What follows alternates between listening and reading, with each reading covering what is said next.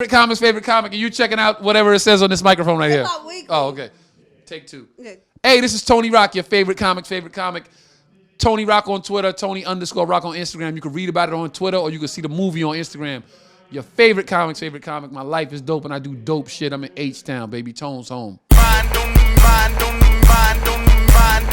Welcome back to Hip Hop Weekly. We're live at Arena Theater, Houston, Texas. Your girl Mesha, Diva. I got my boy Tony Rock with me. Man, jokes as funny as I don't know what. Thank you so much. Thank you. Good to be here back in Houston, Texas. Always a good time. Is this your second home? This is my second home, yes. I actually had a condo here. People don't know that. I had a condo here for a couple of months, and then the guy that I was renting it from got back together with his wife, and he wanted his fucking condo back.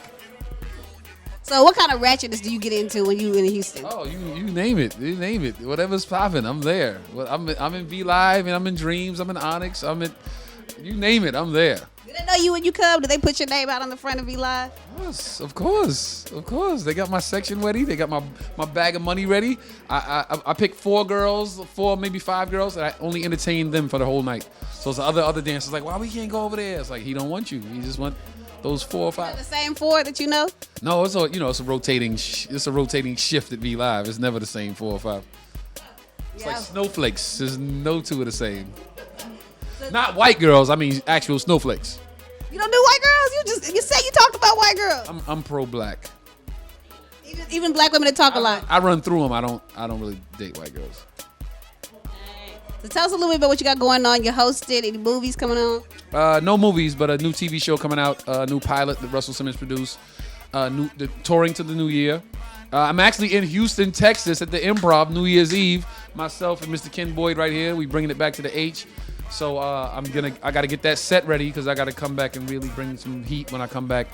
A lot of shit. The pilot, the game show, touring to the end of the year. I just had a meeting yesterday in Las Vegas with a comic that everybody in the world knows that wants to produce my hour special. So we're going to see what type of deal we can work out. And if it's favorable for myself, then I'll do it.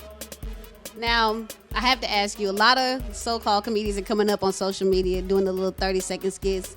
What do you think about that? 15-second guys? Yeah, 15, 30 seconds. They're not comedians. They're just 15-second guys that are funny. Like, you could be funny. Anybody could be funny in 15 seconds. They don't sit and write jokes like what we do, what me and Dez and Ken do. And Rob, this is the highest level of stand-up comedy. Then there's, like improv theater. Then there's, maybe sketch comedy. Then there's the 15-second guys. But we are the highest level of stand-up. We write jokes. We perform them ourselves. We set up punchline delivery. We can be 10 people on. It can be one person on stage that can be 10 people. To be a 15-second guy is just think of a premise, and 15 seconds.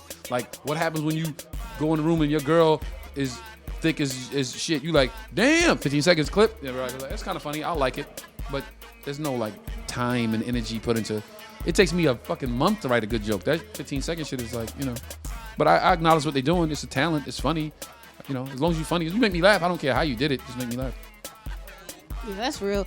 So tell me a little bit about you're doing the comedy show. You're doing the touring. Are you looking to do any other sitcoms like? Because I know you did one that you said Tracy Ellis Ross was on and then she left. Yeah, I did a season 2 of Read Between the Lines. It was on BET. It was Malcolm Jamal Warner and Tracy Ellis Ross. They played a married couple, and then she left the show to go do a show on NBC that later got canceled. So the show was in limbo.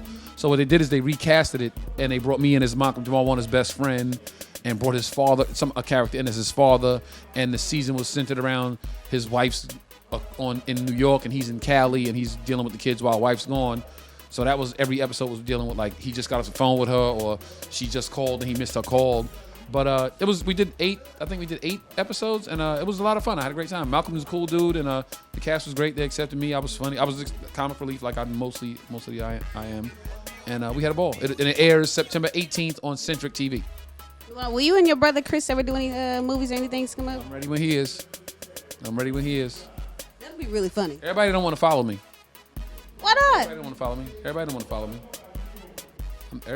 me. Like it is what it is. There's no hit mixed message in that. Everybody don't want to come up after me. Even your brother? Everybody does. Nah, my brother's working on what he's working on, and for a time, I was cautious to always stay left when he was right or right when he was left because I wanted to establish my own identity in stand-up. Now I think I've done that. So now I think it is time for us to do something together. But that would be a hell of a check. And it would be a hell of a price tag for you, the consumer. And it would be a hell of a fucking after party. And it would, oh my God, yeah. And it would be a hell of a good time. Now, I remember when Everybody Hates Chris was out. It was kind of like premised around y'all's family. How closely was that really? Some of the stories were 100% accurate. Really? Some of the stories were 100% accurate. I remember when he was doing the show, we would like just call each other on conference, and it was like, he would call and say, hey, remember that time when we had to walk to school in the snow? What do y'all remember about that? And we would all just, I remember this, I remember that, I remember it, and he would put it in the show. So a lot of it is very accurate. So was your character Drew? I'm Drew. You can't tell? I mean, yeah. Were you really that cocky? You can't tell? You can't tell? You can't tell? Yes, I can a little bit, but I always wonder, were you really that cocky, the pretty boy in the house? Yes. Really? 100. So all of the stories he told about you were true. Listen. Don't act like you don't know we're going to have sex later.